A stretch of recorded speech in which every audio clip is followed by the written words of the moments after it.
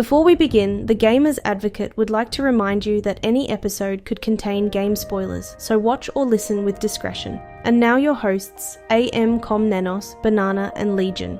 Enjoy the show. So what did we decide on? What did you guys... Oh, we didn't. Oh, it's cute that you thought we made a decision. My goodness. I leave you all alone for 2 minutes. We talked about horror in Final Fantasy, and it turns out this surprising amount.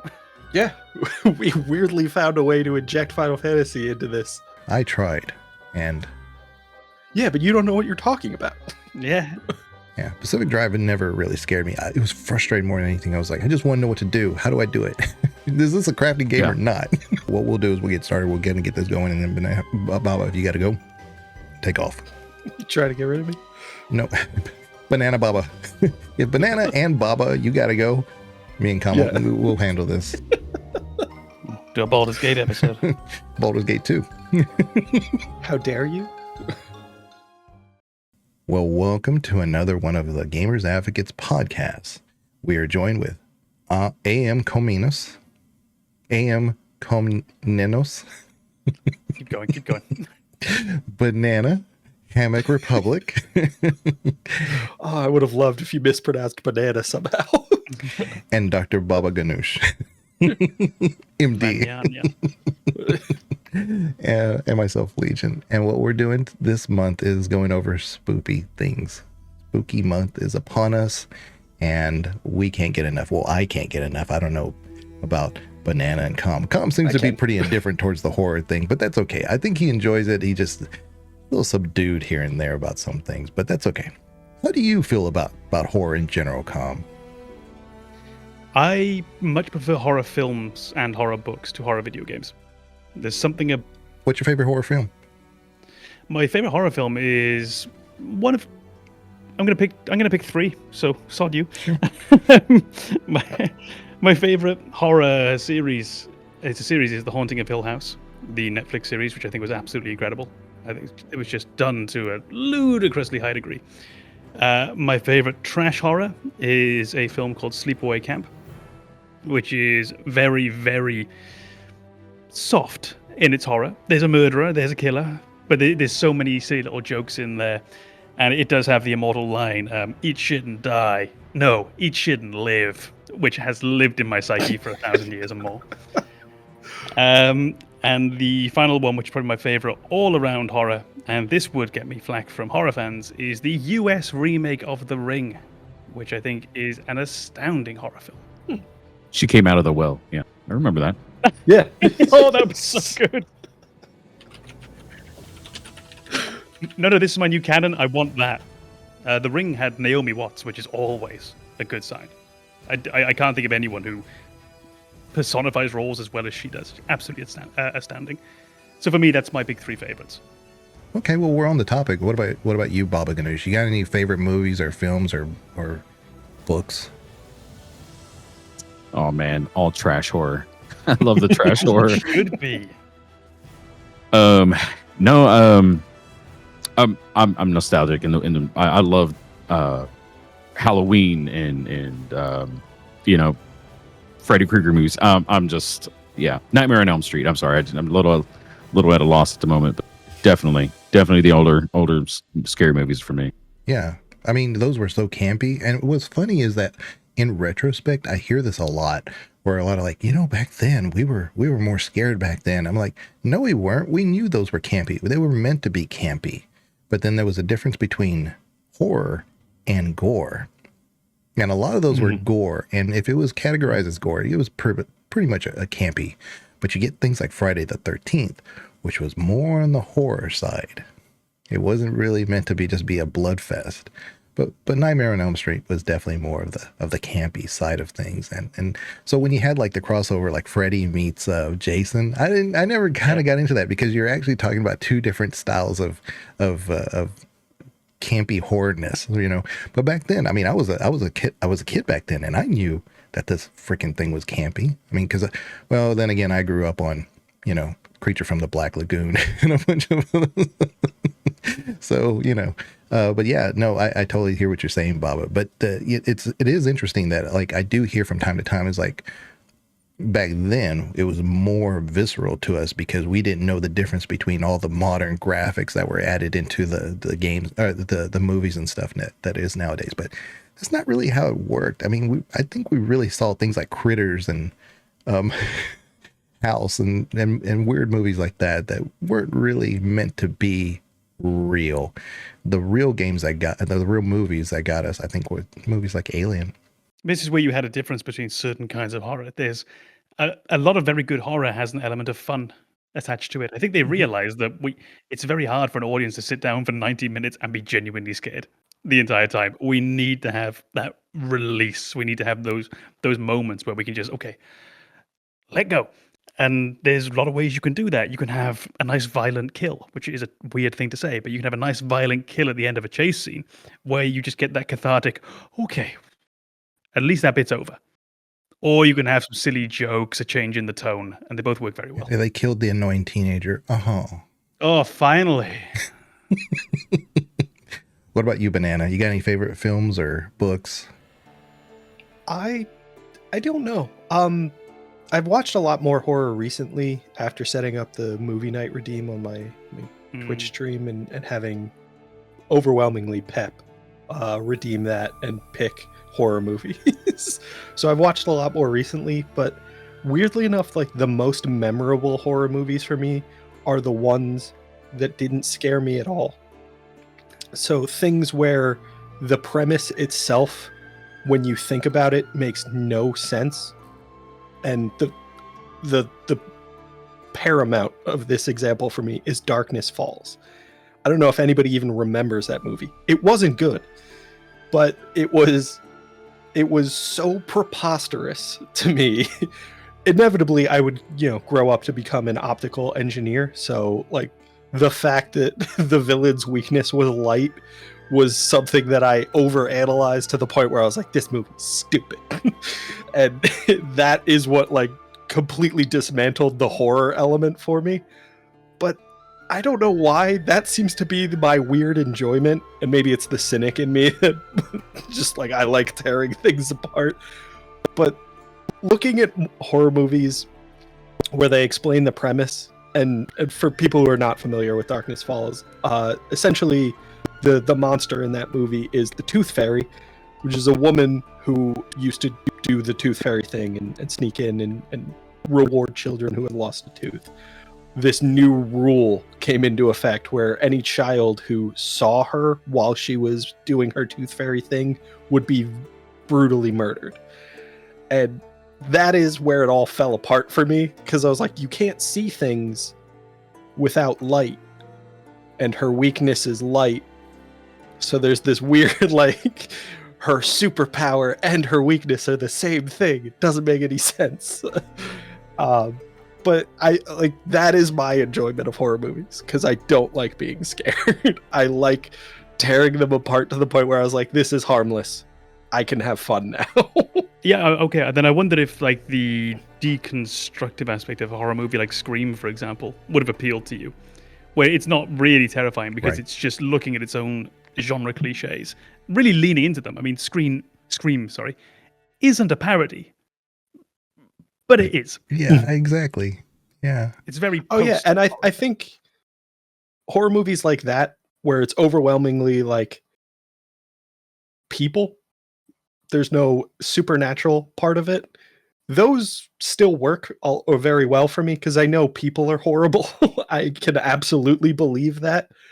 But I think I think Scream does it in a way where there's that kind of element where, like, certain things don't have to make sense, and it is almost parodying that fact in other horror movies, where, like, you almost get this kind of supernatural capability from the killer because people just can't understand how they're getting away with it. That still weirdly works for me. Like, if you don't dig into it, if you don't provide me with enough information where I can say, no, this is stupid, it works as a horror movie. I think it's one of my favorite moments in horror is actually in those movies, is when you're getting towards the end. And yes, I'm going to spoil Scream, because I think that's okay. It's the idea of, how can this killer be in two places at once? Well, there's two of them. Yeah. That's why. And just that wonderfully human level at the end of, horror There's at a, its core is not meant to be overthought. But yes, Yeah. you're right. There's a TikTok channel that I follow where the guy just says if one rational person was in, and it's typically like this movie genre or this specific movie, and oh my god, if Scream is very much that, like, if one rational person was in this movie, they'd be like, yeah, there's more than one. It's got to be, right? Because he was over Yeah. there now. Yeah, you're all stupid. I feel like that phrase comes up or should come up in every horror movie. That is the fun of horror, isn't it? That nonsense is the best. But I'm gonna give a kind of encapsulate where I think I see Banana, because I love Banana to death. I mean, I do. But after all those horror movies we were watching, yeah, I should, yes. After all those horror movies that he was streaming and I would watch, and because I loved a lot of them, he put on for his own self The Brave Little Toaster. That is true. Most of my movie night horror redeems were followed up with a palate cleanser movie. I do that. Oh yeah, you got to have that. Yeah. It's the perfect term, the palate cleanser. One episode of Community, something like that, just to round off the night. That's crazy. Because me, it's like, oh, that was my palate cleanser, the horror movie. Legion needs a palate cleanser from real life, and it's typically one that involves a lot of people dying horribly. I have a friend who he goes back and watches the first 5 minutes of most horror movies when he's done with it. Because at the start they've always got like the perfect family and everything's great. That's his palate cleanser. Imagining an alternate timeline when none of this happened. For me, I watch a lot of horror. I still watch a lot of horror, even when I'm editing. When I'm watching a horror movie, usually. I love The Thing. John Carpenter's The Thing. Yes. I also love the original The Thing. I love that one. But John Carpenter's The Thing with Kurt Russell is just so good. There's so many things that people have talked about that movie years after its release. And it's not just because, oh, it's a good movie. There are some unsolvable things. Like, I'm not gonna spoil it. You have to watch the movie. You have to, and the more you watch it, the more you see. It's kind of like The Godfather. It's like, oh, I didn't catch that the first time. I didn't catch that the second time. I can't believe I've never seen that until somebody pointed it out.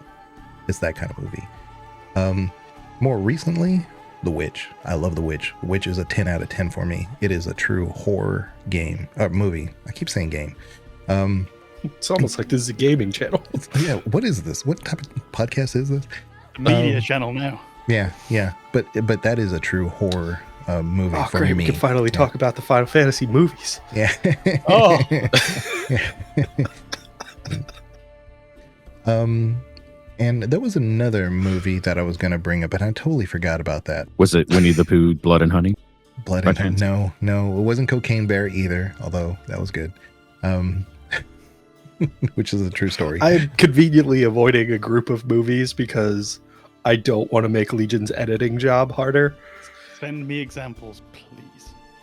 We watched The Conjuring and The Nun. It's fucking and like, shit anyway. Oh. I absolutely did not get scared by any of those movies because there's I forget which one it is. There's one movie where the husband and wife, who are the kind of like paranormal investigators who are working on behalf of the church, they go to like a bishop and they inform them of these events and they say like, we need your help, and the bishop says, no, I'm sorry, we need more evidence.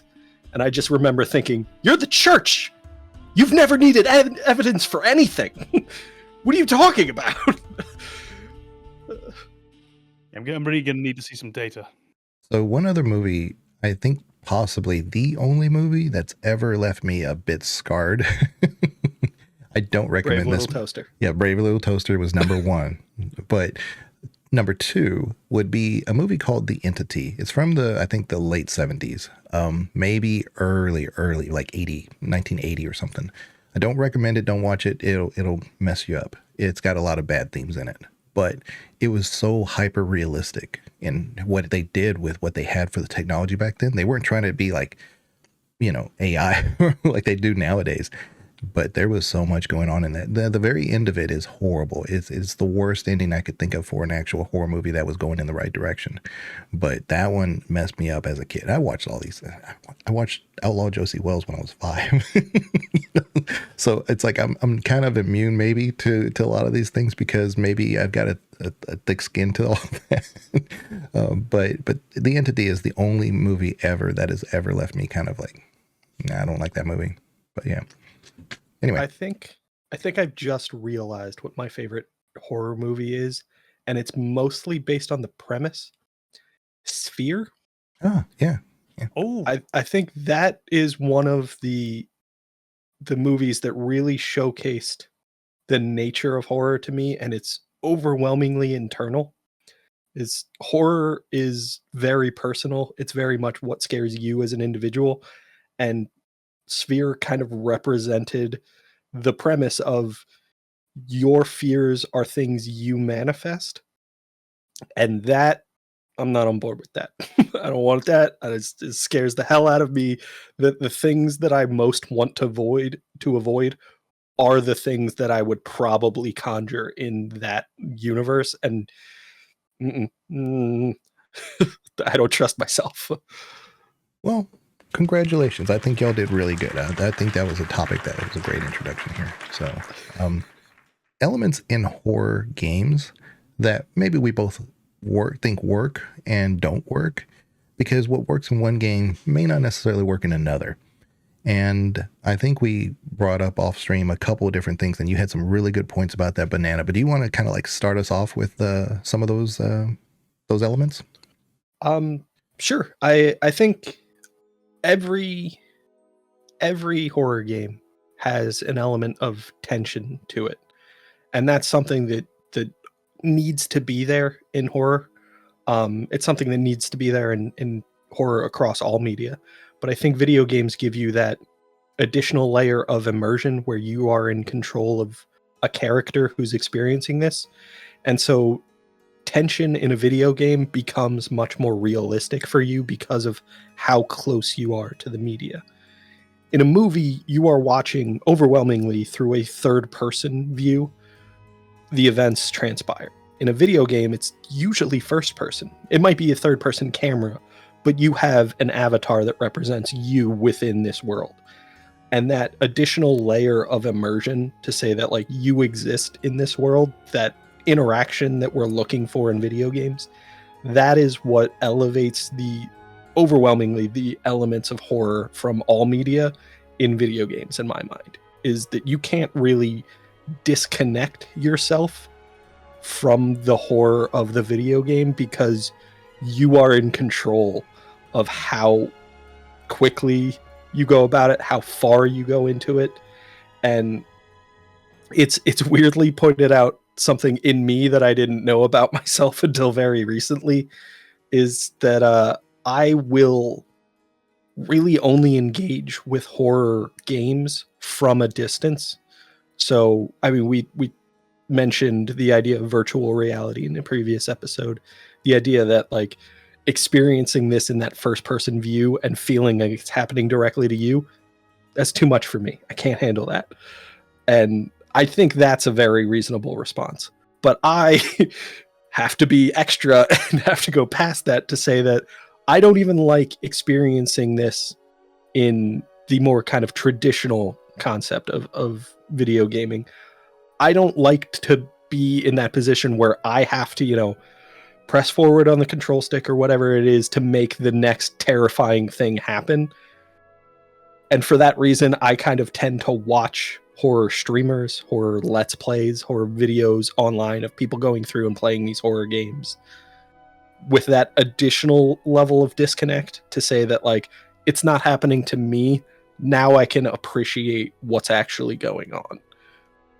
And that's, I think that's the thing that separates video games from horror movies, horror books, is that there's an inherent immersion just because you are in control in video games.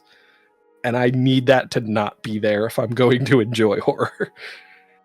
I think it's you lack the basic fundamental safety nets you have with a more passive form of media. And I'm just thinking of easy examples that you can do. If you're watching a very, very scary movie, you can do this. You can just do that for 30 seconds and you know whatever's going to happen has probably happened. If you're reading a book, you can skip a page. You always have that chance. With video games, you never get to miss a moment. You never get to. As you rightly pointed out, you're the one who has to push forward on that stick. If the character knows there's something scary behind that door, nothing is going to happen until you muster up your courage and you open that damn door. And that really unique perspective that you have on horror, where you actually have to make this happen. It's not going to happen independently. You have to go and do it. Is such a unique thing that video gaming has in its favor, that it can make you really live these moments. And we talk about perspective in first person. It's so uniquely video gamey that when I think about first person horror movies, and there aren't many, but if you think how iconic the Blair Witch Project was when that came out, and how weird that was, and how it really put you in the shoes of those characters. And it's not that scary, really. But it is. Because you're made to be there. You're made to be in that scene. I don't think even that comes close to what a video game can make you feel. I think it's just absolutely. That interactivity takes it one step further. Yeah. But we're fortunate that we as viewers can do that. We have in our midst here a streamer who does this 3-4 times a week. So he gets to have the perspective of like, he can't turn away. He has to integrate not only with chat, the viewers, the game, any other issues that even his own rig may be giving him. That's the true horror. Oh, yes. OBS, the horror game. Bandwidth is the ultimate horror. But Baba, can you give us your perspective on some of these? Like, because obviously you have to juggle all those things. Is it more horrifying because you're in there, or do you find a sense of displacement because of the fact that you are having these other distractions? I mean, how immersive does that get you into your game? No, and actually, I want to thank Banana. Like, thank you very much. For me, anyway, I appreciate a viewer that is there that can actually be rational about some of these things, because I'm definitely not. I'll take I'll take what is that game? At Dead of Night. So in trying to figure out what room to go to, what floor to be on, how to progress the story, I'm running around like a chicken with my head cut off. A guy's chasing me down the hallway with a bat. I've locked myself in a room and I can hear him stomping down the hallway. My decision making is not going to be the best, you know. So I definitely appreciate somebody's like, he's outside the door, don't go out there, you know. Yeah, the traditional horror movie viewer yelling at the screen. Exactly. So I absolutely love when chat's like, don't go out there, what the hell are you doing? So yeah, it's very welcome. And I like that, you know, for people that's really cool. But I like that feeling, that hair on the back of your neck standing up when you hear him thudding down the hallway, or saying your name outside of the door of the room that you're in. You know, that I love that, and I think that's the best part of it. Did he kill us? Sussy. He's saying sussy. I get it.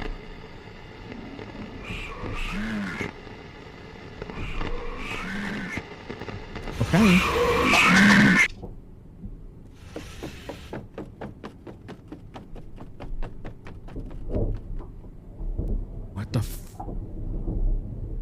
What the F, bro? Look, I told you the little leprechaun is gone. It's Vern Troyer. He's loose in the house. He's still hunting. Okay. So it will be interesting. Thank you, my best. God damn it. Oh my God, I'll get it. Oh, what the fuck? That scared me, man. Damn. Excuse me, can I speak to you about our Lord and Savior Cthulhu? Yes? Just the bird just pops into view. No. Sorry. Okay, the kid in me is just like, let's play with this bird.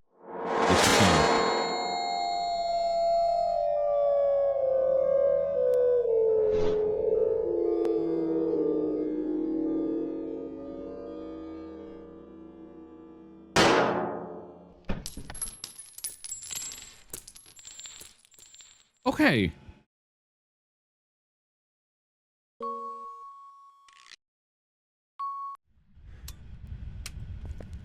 Then we got ourselves a Maroi. See, the only thing I don't like about this, oh, you motherfucker, dude. You just hunted. Some Maroi. What a piece of shit, dude. Oh, shit. It's giving me the heebie-jeebies. You knew too much. I knew too much. Cornhole, yeah. Yes, we play the cornhole. Not very well, but we play it. I don't think I can get it from here, but we try. Oh! What? Win. First fucking shot, bro. I can't do that again. I can't repeat that. Yeah, the streamer's perspective is going to be very unique. It's uniquely unique, actually, because you get to also deal with the backseaters. You know, and so even if like it's almost like if you go to a movie theater and you have a loud viewer and they're like, don't open that door, what are you doing? Well, I mean, they may not be audible, but yeah, you're going to write in chat is like, you know, especially like a game like Phasmophobia, which I know Com recently got into, but I've watched so many hours of Phasmophobia. I know jack squat about it. I've watched a ton of Phasmo, but you play a lot of Phasmo. I think you've done like what, the gold, and I don't know, is there a platinum level to that? Whatever it is, you've done it, haven't you, Baba? Yeah. In a sense, there's a way of just figuring out and just breezing through it. You know, you could figure out what a ghost does before, when you go into the house. As soon as you hear that first knock around and stuff like that, you can start, you know, deducing what ghost it is. So that element of surprise and all that is gone, but they still seem to throw in those little bitty jump scares where you turn around and all of a sudden the ghost is right there, right behind you, without making a sound. They still seem to get you. Yeah. So the game is, would you say it's because it's not optimized, or that's just how the gameplay is? That's how just how it is. And it's a feature. I guess that kind of works in a way. It's like, really, we shouldn't know what a ghost is going to do, you know? I think Phas and Demonologist for me highlight that element of that disconnect. So they're both more or less the same game. You wander through a property, look for clues, try to deduce what it is that you're dealing with, what type of specter, ghost, or whatever. And then piece all of that information and then figure out what you need to do afterwards. And I don't know Phasmophobia as well, so I don't know if there's like an exorcise the ghost mechanic after you figure out what it is. I know that exists in Demonologist. But for me, I don't feel that same level of fear in Phasmophobia, because Phasmophobia uses the same assets as House Flipper. And it's just something that I can look at and say, I've built this living room in another game. This isn't scary. Whereas in Demonologist, everything is unique to Demonologist. And it's also a little bit, I'd say, like less cartoony in the way the ambiance is presented to you. But for me, Demonologist is like way more terrifying because it feels unique. It doesn't feel like, oh, we added a horror element to House Flipper. It's very much its own thing, and it's exclusively horror. There's a lot of new horror games out there. It seems like horror is for me at least, the largest game theme to come out because of all the assets that are easily input into indie titles. So I don't know, just for me, from an observation from a third party, is there any like particular newer games that are in that vein, Baba, that you would maybe recommend that seems to be doing something new or different? Right now, I think I mentioned this demo to you, the We Harvest Shadows. It seems to be doing something totally different with you know, trying to scare you, the psychological aspect of it, in the sense that you're the only person there. and you know these things cannot be happening to you, but they are. As far as like chase games, stuff like Devour gets me still. You know, I guess some of the themes are a little too much for some folks, which is understandable. That there's a certain map Some that I won't play folks. because of the reason. Yeah.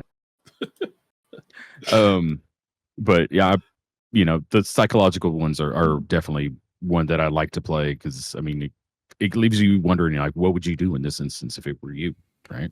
Well, there are certain games like that integrate some of those features, but they're not indie titles. But like the Dark Pictures anthology, it always tries to incorporate some of those psychological things, and it is like what to do here. It's not always like quick time events all over the place, but it does incorporate like what would you do in this situation. Gives you choices. Do you find those more or less immersive in that way? Yeah, I do. I actually the Quarry. I love the Quarry. And every playthrough I get to go through, I make sure I choose different things just to see where the story leads and who I get to kill off. There's always one character that you like to kill off first. That's hands down. I am Team Emma, and that should surprise nobody. If you've played the Quarry, everybody seems to hate Emma. I am all about Emma. I'm Team Emma. She's the Of first. course you are. I love Emma. Why are you always wrong? She's a survivor. She doesn't need anybody. Every one of them you could argue like they could be the sole survivor or whatever. But really, Emma, at any point, she's never needed anybody. I totally respect that. What about Dayz Gone? You guys played Dayz Gone? Motorcycle zombie game. Played very little of it. Actually, my controller crapped out when I started, so you have to play that thing with controller. It's too difficult with a keyboard mouse. One thing I like, I'm not a huge fan of Dayz Gone, but it is a great game. It adds a lot. It's one of those things that does incorporate a lot of those unique elements in other games and puts it in a horror game, and it does work. It's an open world game, which there is some linearity to it though, but it's an open world game, and that's the problem with it, is that it's open so that you can't just like drive your motorcycle here and you're going to be limited based on terrain. Well, you're going to run into a house, which there's some zombies that have been just like hanging out there. So it adds that open worldness, but you almost don't want the open worldness because you can get yourself into trouble pretty quick and not be able to like find your way out. And that's one I think that includes some of those elements that are like open world, because games like Resident Evil that aren't open world, why does it not work in it? Why does an open world game work in that regard? But like say Resident Evil, you couldn't make that work. I think it's just one of those things that it just, if the story lends itself to that type of theme, I think you can really make it work even more so in a horror title, because your emotions and your the things that you feel, like your hearing, the visual cues and all that stuff is a little bit more amplified. I thought Dayz Gone was one of those games for me. I did finish it. I had a good time, but it was a very average to good game. I didn't think there was anything it particularly excelled at. For a game that was based largely upon motorcycle riding, I didn't feel the motorcycle controlled that well. Didn't enjoy the combat that much. Didn't find the zombies that interesting. They were all sort of 6 out of 10, 7 out of 10. So they were good. They were competent. But there was nothing that really stood out. I didn't think it really did anything badly. So it kept that consistent 6 or 7 out of 10. I very much enjoyed, which I didn't expect to, the main character's personality. I was expecting him to be a lot more two-dimensional than he turned out to be. His relationship with his partner, his relationship with his riding buddy, whose name I've forgotten, I really enjoyed it. I thought that was one of the very strong points of the game. Probably Jacob. I think it's Boomer or something like that. I think it's a nickname. Their dynamic was really good. I didn't feel as though it had a big definable... It had a villain who was a human, which is always a good start. If your villain in these games is the zombie or is a big monster, I tend to lose a bit more interest. I still need the real drama in these games to be human. I need it to be which is, I guess, what The Walking Dead often did very well. I haven't seen all of it, but what I always remember is the more interesting human opponents. But I didn't feel as though any of them really stood out for me as this great villain that I could remember. And I felt it gave the story a lack of focus. I would have been interested in seeing a sequel. It was a real shame to find out that they eventually canned that. So it's going to be one of those games for me where it made a solid, and no more than that, it made a solid debut to the series. And I think we're a little poorer for not having the sequel. Yeah. I think like a game like that, and you compare it against something like The Last of Us, like why is The Last of Us so good when down to its nuts and bolts, they're very similar to like something like Dayz Gone. It's just without a motorcycle. And it's not open world. The story is just superb in Last of Us. That's what you add a greater story in something like Dayz Gone. It's much more memorable. And that's where the open world gets in its own way.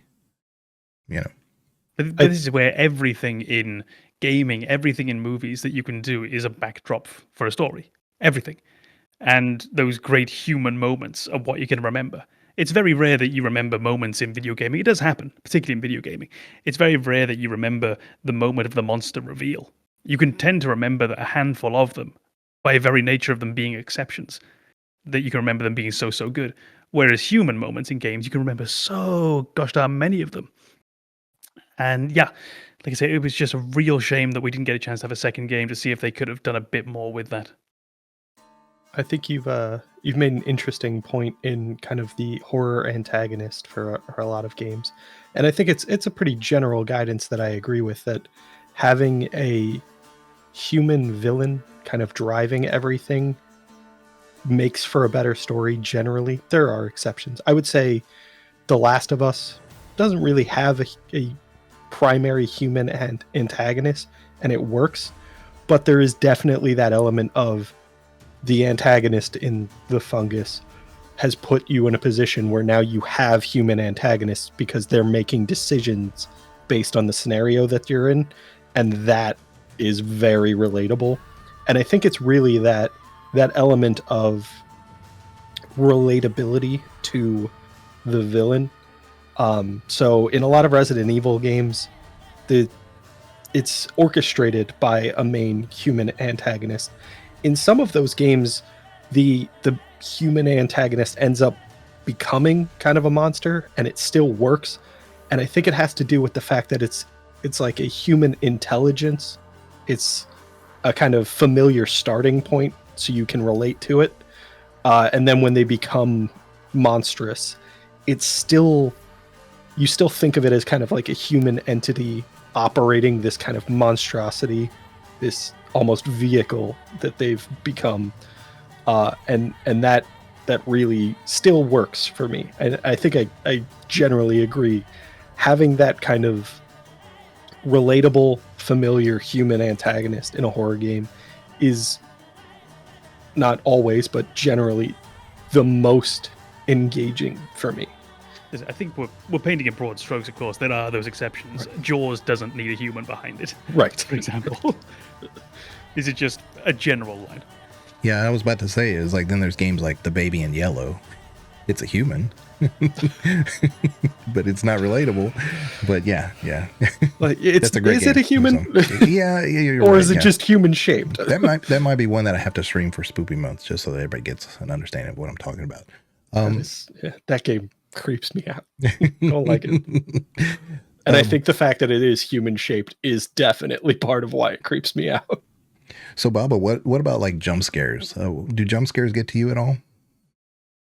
Oh yeah. I don't think you've seen my playthrough of Outlast or Outlast Trials. Yeah, that definitely. Those games are so jump scare filled.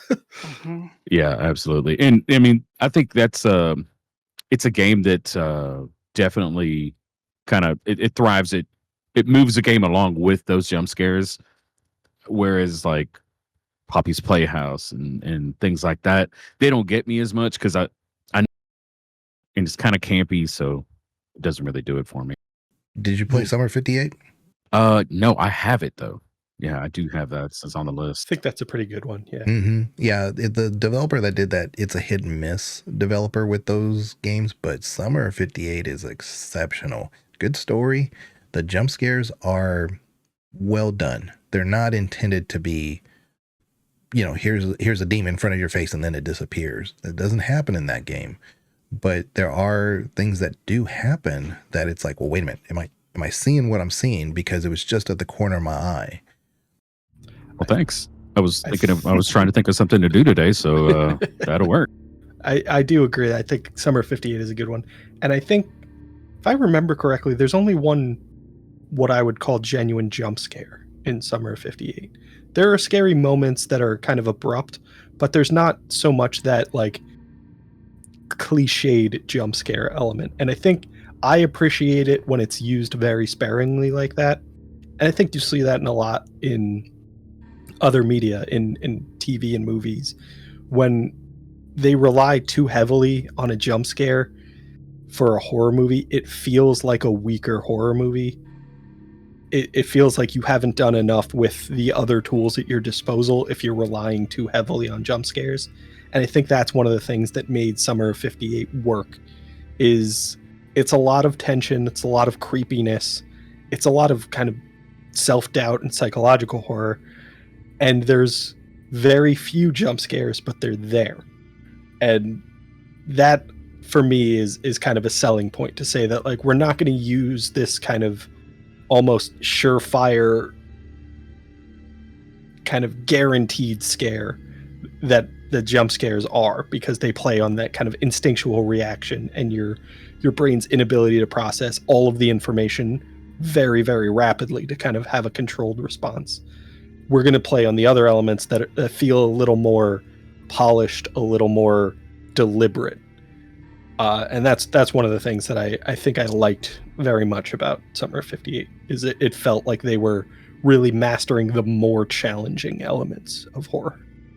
I think the thing with jump scares is they remind me a lot of music in gaming, where, for example, I enjoyed that.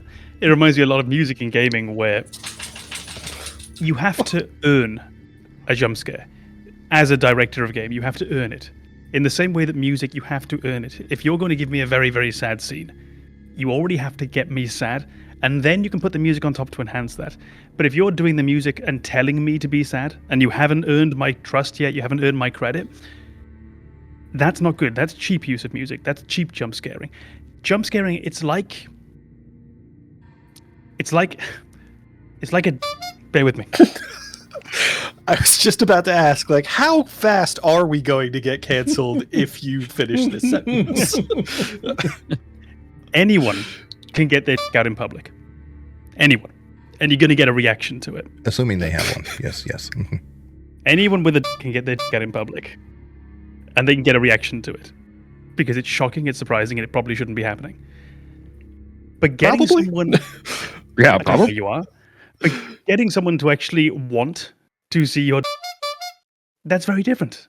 In the context of a loving relationship, getting your out is a very different situation. And that's what the film has to do. The film has to build that loving relationship with you. It has to build that foundation for the jump scare to actually have value. Yeah, at that exactly. point, it ceases to be a cheap jump scare, and it really has purpose. You got that, game developers? Stop whipping your out too early and earn it. Assuming we're not at a nude beach, because you don't want to be the only one who doesn't have their out. So I do. What is the does nude not beach appeal of to me at gaming? all.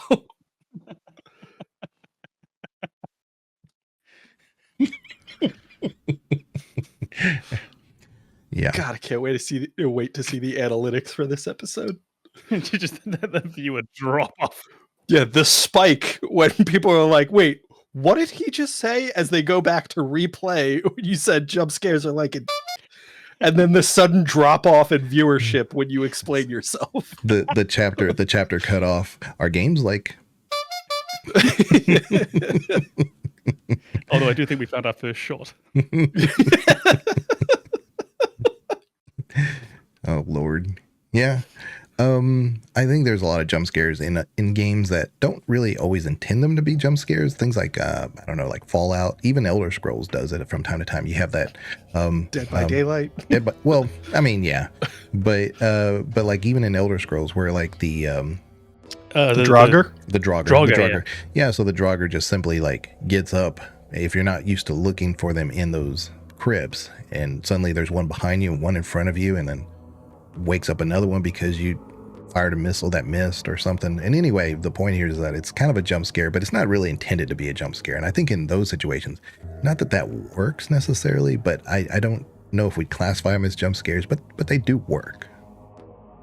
I think that's where you've earned the credit through the rest of the game.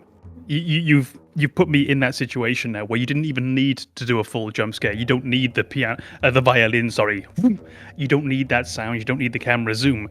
You've put me enough in your world that you have given me a softer version of a jump scare, and it works. Yeah, I think if the reason a jump scare exists is because of my lack of awareness, then you're totally fine. Like if I'm the problem, you're good. But if you're not presenting me with enough information to anticipate that it's happening, or if I just cannot determine that, like, oh, this Draugr has the potential for this jump scare, then it feels cheap. It feels like you're withholding information just to facilitate the jump scare. Does everyone have possibly maybe Babbaganoush somewhere in your mind, like one jump scare that you remember that really stood out and you think, ooh, yeah, that got me? Oh, several times. But first, I want to kind of bring it up back to Legion here. What mod are you playing in Elder Scrolls where you can shoot missiles at Draugr, man? That sounds really good. I need that mod pack. It's called Magic Missile. Simply bigger arrows. Simply bigger arrows. I don't use many mods in my, and one of them is simply bigger trees because I love my big trees. So simply bigger arrows. Yeah. But yeah, in kind of talking about those jump scares, man, they it's necessary, right? They kind of go hand in hand. There's the where they just kind of get you, the cheap jump scares, like you were saying. If you build up the tension and then just drop off, it's like you're left without that euphoric feelings you were talking about earlier, So I've played a lot of horror games. One that comes to mind that's kind of new is The Gravedigger. I don't know if you guys seen it. You're robbing graves, right? You're robbing graves, and all of a sudden, the demon is standing right behind you. There's no sound that he makes when he appears or anything. You just turn around and he's there. Hard nip. It's weird, but that has always gotten me. It's almost like you're not crafting in that game, but you are doing other activities, and it distracts you enough to where you're not but you are doing something wrong. So you're inviting this evil element. So for it to show up is not surprising, but the how, when, and why, and the randomness of it definitely could. Yeah, sure. Exactly. What about you, Banana? You got any specific jump scares that you can remember? So I think we've heard me say that I'm a big baby, so I don't play a lot of like horror games. I do have that redeem available on my channel for the like the car backfiring or the gunshot noise that Legion loves to to redeem when I am immersed in something that is not horror. And yeah, I remember those very clearly. Unfortunately, I remember them most clearly from the period before I had a webcam on my stream. And I feel like I've been conditioned to the point where my reactions on the webcam are not as dramatic as they used to be. But I definitely remember a number of times where I was playing just, kind of a cozy game or a familiar game, and I was not expecting anything like that. And then the bang comes and plays very loudly and scares the shit out of me. and like, I need to take like a couple of seconds away from just everything, catch my breath. I have to issue an apology or a thank you to Legion because I think it charges bits. So like, I can't even just be like, fuck you, you asshole. I have to be like, thank you for supporting the channel, you asshole. those stand out for me. It's those ones where like I am completely immersed in something not scary at all, and then somebody hits me with the jump scare. Yeah, I get hyper focused. I don't really react to jump scares at all. You can give me the best laid out jump scare. It's probably not going to give me. If any were to, it's probably Alien Isolation. I've said it before. That's the only game that has ever made me unnerved in any way, made me anxious. Like, I really don't want to fire up this game, but I really do want to as well. So that's probably the only game that has ever made me. It does it well. It's the combination between the sound, the look, the knowledge, the lore, the helplessness. I mean, I have a flamethrower and a shotgun. I am prepared as I could possibly be. It's not enough. A game for me, like Scorn, doesn't have jump scares. It doesn't need them. It's the environment itself is, to me, it's not horrific. To me, it's a gorgeous game. I'm the backwards thinker of all like this. So yeah. Scorn follows into that more creepy than horror. And maybe that's not actually a distinction. Maybe creepy is kind of a subset of horror. But I feel like Scorn is very much that like creepy and the ambiguity, the ignorance of it all, to say that like, I know everything's a bit gross, but that is the extent of my knowledge. I don't know what that is. I don't know what it's capable of. I don't know what I should be afraid of, but everything disgusts me.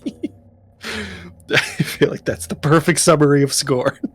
When Scorn came out, it was really interesting watching so many streamers play it, and both in chat and the streamers. So I can't like say it's all the streamers, whatever. But they were all like, "Wow, that looks like a certain body part." Yeah, it's Geiger-esque. Yeah, that is the theme. It's all the Georgia O'Keeffe of horror. Yeah, it's all sexually related theme. If you don't see it, then I don't know what to tell you. It's meant to be there. But yeah, that was a really interesting time watching everybody play Scorn. Yeah. But Bubba, have you played Scorn? I haven't. See, I'm telling you, I'm way behind here. I've got. Did me describing it as purely disgusting sell it for you? Oh, absolutely. It's going on the wish list. Wonderful. The disadvantage is that I've had time to gauge between Banana and Com what games they haven't played. You haven't, but I will be honest. Like I said, Baba has probably played 10 times more horror games than us overall. We just haven't. We're just not on the same Venn diagram. So, which one would you kind of like loosely recommend that you've played in the last couple months? A short one would be Buried. It's just, that's what it is, man. You were I remember that one. Yeah.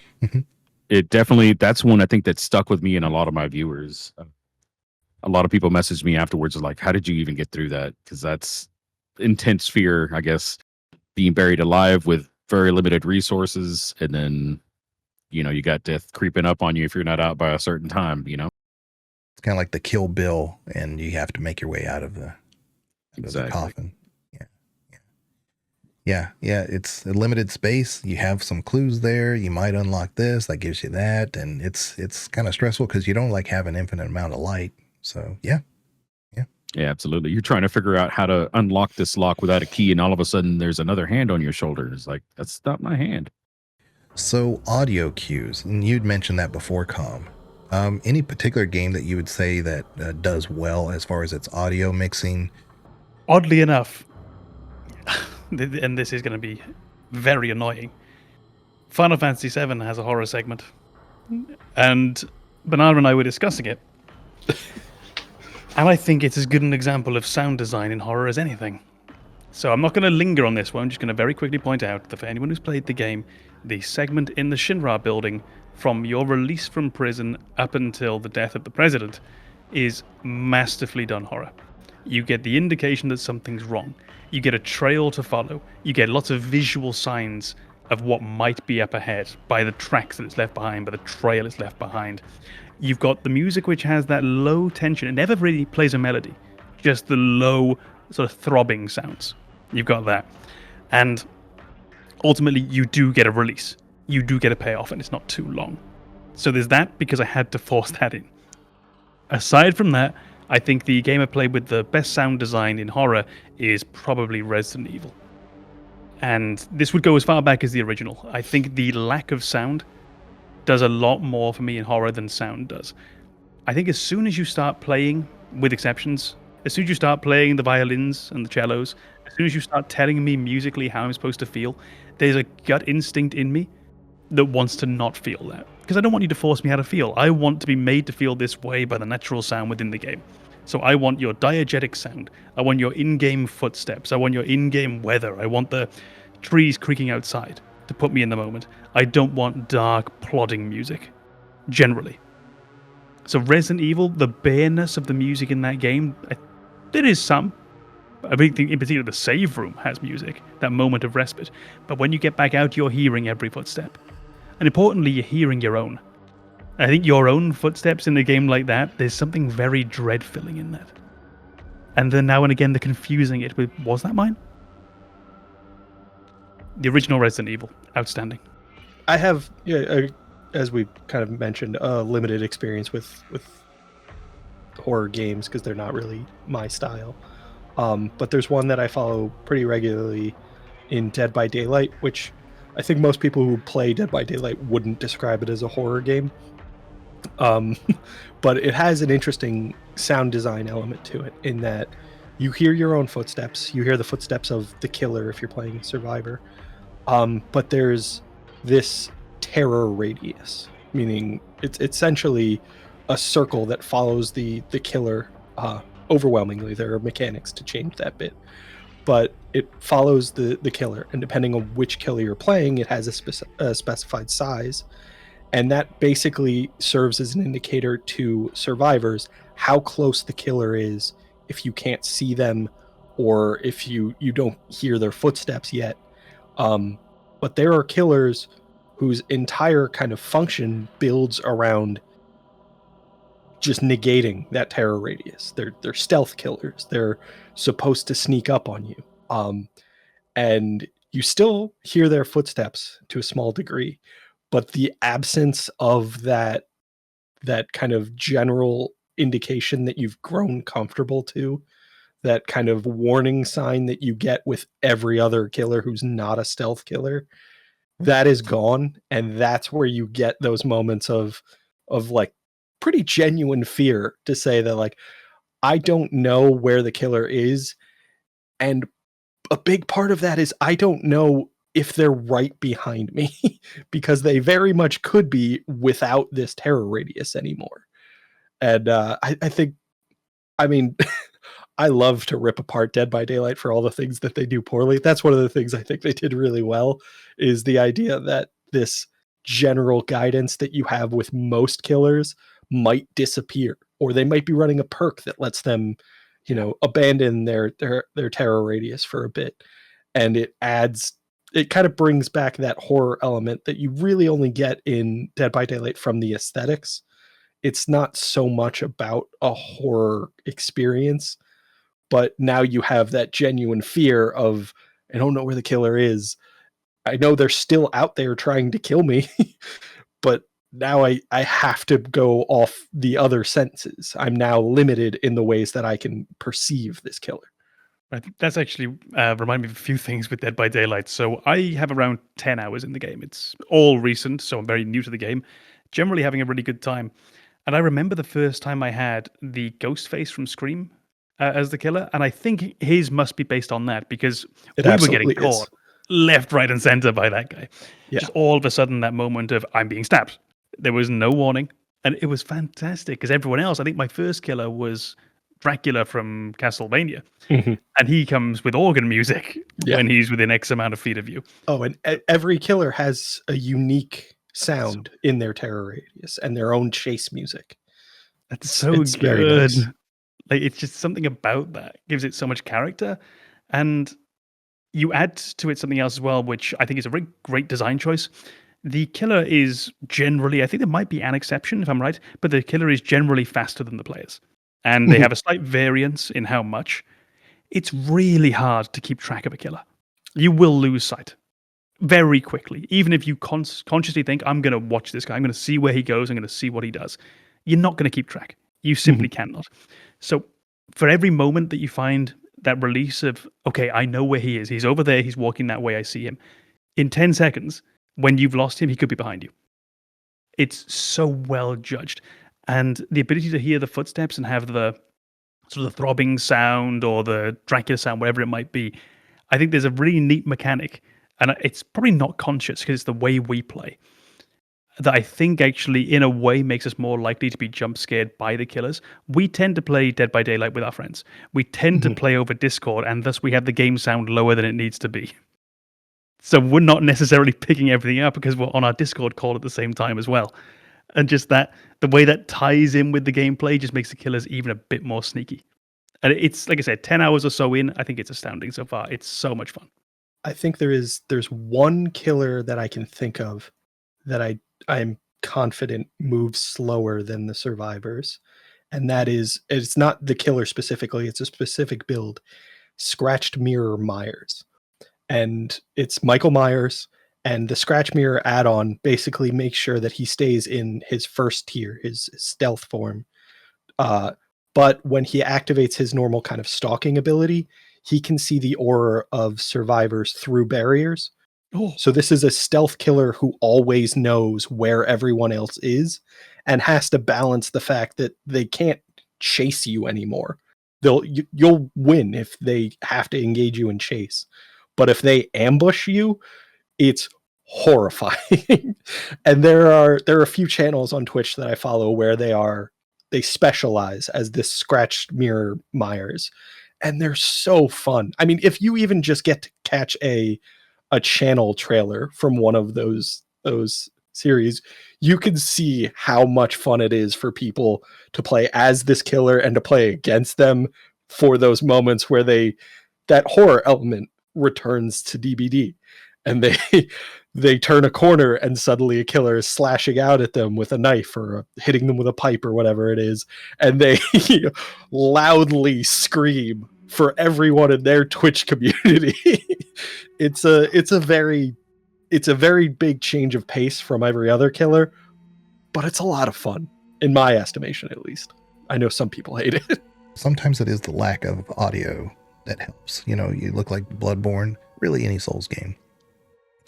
Or even Morrowind, I've said this before, where Morrowind is not necessarily a horror game, but when you're kind of going along the path, you can hear your footsteps. It's the wind in the trees and things like that. It's how everything is creating the environment for you. And so when you actually encounter something that you need to deal with, it's much more impactful. So it's not so much that there's like music in the ambient music that's all around just to set the theme.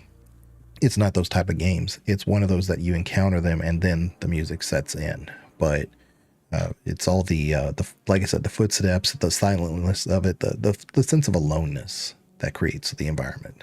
I think that really kind of helps those situations. Check out the Discord. Give us some more topics that you want us to cover. The Discord invite is in the description. And if you like the video, give it a like, and always feel free to comment in the YouTube video. We might be streaming occasionally here and there. Maybe, especially me, I'll be doing October 31st, probably stream of Dragon Age. It comes out on the 31st, so why not? Win-win. And we'll see. I'm going to try to do like a midnight to midnight type thing. And maybe like a break in between, just so that I can, give myself time to eat or something. But and of course, if you like horror games, or if you just prefer consistency, which you won't get from any of us, check out Babbaganoush's Twitch channel, which will also be in the description. Yeah, and a big thank you to Babbaganoush for being with us today. Absolutely. Okay. Well, we'll go ahead and end up there, and y'all take care. Thank you very much. Bye-bye.